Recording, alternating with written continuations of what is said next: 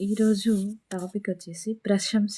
అంటే ఏంటి? ప్రశంస అంటే ఏంటి? మెచ్చుకోవడం. దీని గురించి చూద్దాం. ఎప్పుడూ మన కింది ఉద్యోగాల్ని తిట్టడమే తప్ప, అవసరమైనప్పుడు వాళ్ళని కూడా మెచ్చుకోలేని మాటల పిసినారులం మనం. రోజంతా కష్టపడే ఉద్యోగి తన బడలికని, శారీరక శ్రమని గుడ్ అన్న చిన్న ప్రశంసతోని మర్చిపోతాడు. 100 తిట్లు చేయించలేని పనిని ఒక చిన్న ప్రశంస చేయిస్తుంది. ఉద్యోగులకి, పిల్లలకి అప్పుడప్పుడు ప్రశంస అనేది ఇవ్వకపోతే వాళ్ళు నిస్సత్తువగా తయారవుతారు. అంటే ఏ పని చేయలేకపోతారు.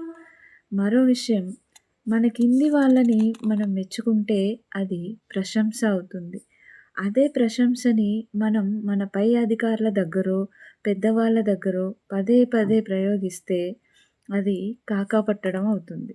ఈ చిన్న తేడాని గమనించకపోతే ప్రమాదం. Thank you.